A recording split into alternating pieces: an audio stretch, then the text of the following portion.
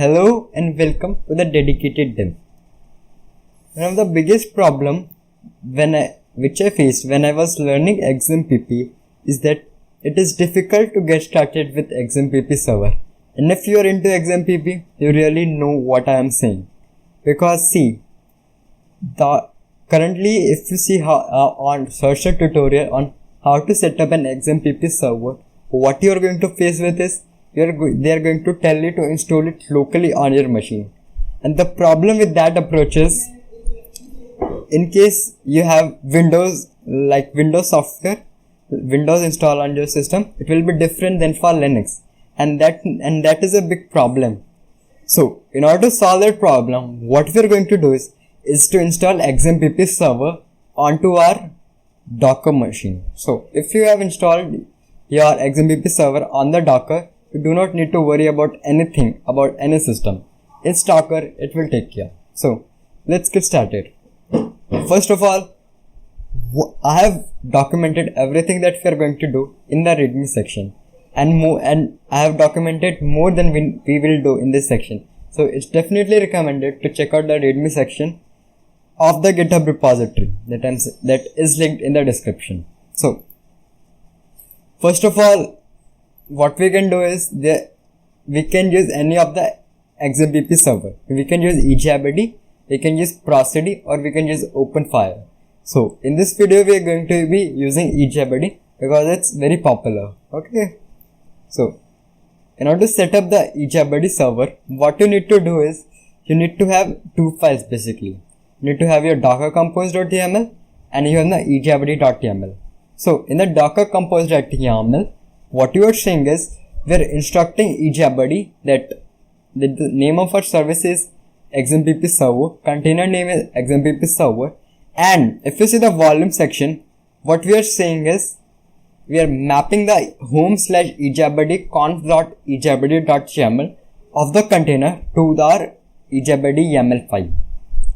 So whatever changes that we are going to make in EJBD.yaml, the same are going to be reflected in the containers EJBD.yaml. Okay. So if you see the EJBD.yaml, it is quite a big file of 245 lines. It is all the configuration that is needed for the PubSub, for the MUC, and for OAuth. Okay. So it has all of those things. So if you go to our readme.md, what it instructs us is to start up the server using docker-compose up. It will start up the XMPP server. So let me change my directory to ejbd.server.setup and let me enter the sudo mod.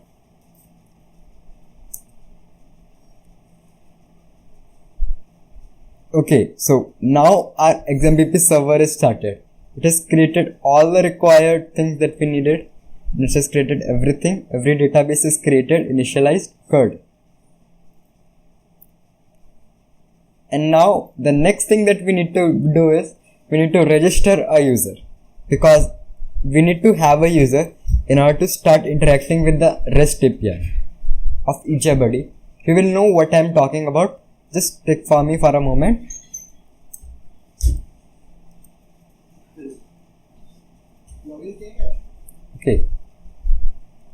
Okay, I think now it will work. So what we are going to have is there is a conflict. So that is expected because I have created a user with name admin and admin previously, so it is not going to work. But no worry, if you use it first time, it is definitely going to work. Now we need to have the auth token, because we need to have the auth token to interact with the REST API of the EJBD. Let's copy it, paste it, good to go. So what we are seeing here is we have got the authentication talk. So what I was telling you previously is we have created the user and we have got his authentication token. Using this token, what we can do is we can interact with the EJBD API. So as you can see, it is the EJBD API.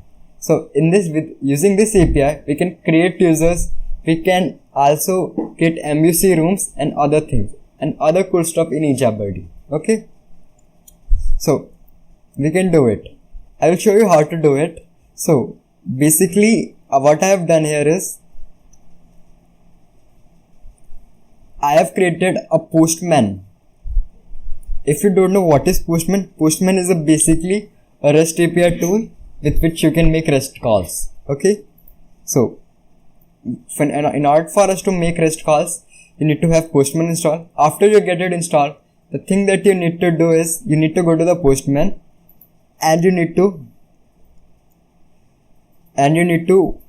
what you need to basically let me tell you the recommended way of going with this thing. So basically what you need to do here is you need to go to this address. Okay, if you go to this address, you will see this repo. So in this repo, what you can see here is I have created a few curl commands. So Postman commands. Using these commands, you can interact with the server. Okay, so so you can use them, and I am going to show you a few of them. Okay, so as you can see, what we are going to do here is we have the register command here. So if you're wondering what this GA URL is, it is nothing but the URL of the localhost 54433 API server. Okay, so let me change the name because I think I have registered it previously to Severus.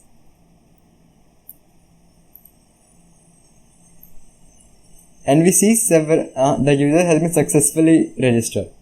Now what we can do with this, other thing that we can do with is we can get all the users.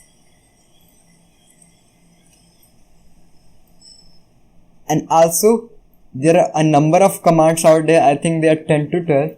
You can, I highly recommend you to go ahead and run this command locally in your machine. You will learn a lot of things about eJabberdy REST API.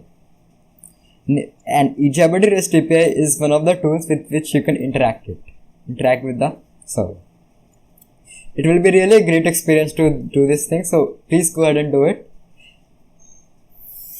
And one more thing that I would like to tell you is after the server has been set up, what you will see is if you go to the localhost 5433 admin page, what you are going to see here is if you paste in your credentials. What are those credentials? They are admin and the password. Actually, these are the credentials. Okay, so if you enter these credentials and sign in, what you're going to see here is you are going to see a cool interface. It is going to tell you everything about what is happening in your eJabberdy server. So basically, if you go to statistics, you can see here we have 3 registered users. Okay, and all of the things will be here only, so you do not feel. So it's also a good thing to keep on browsing the eJabberdy API. Okay, so because it gets quite boring after you are interacting with the console every time. So keep that in mind. Okay, so that was it for it. So I think you have got the correct and the recommended way of how to start a spin of the server in your local machine in XMPP server. In the next video, what I'm going to do here is I'm going to create a MVC client or a video on PubSub client. It will be based upon Stanza.js. Okay, so we are going to interact with the XMPP server programmatically. So that was for it. Go ahead, and I'm so excited to see the good things that you build with XMPP. Do let me know of all the good things that you are going to make with XMPP in the comment section. Thank you and have a really nice day.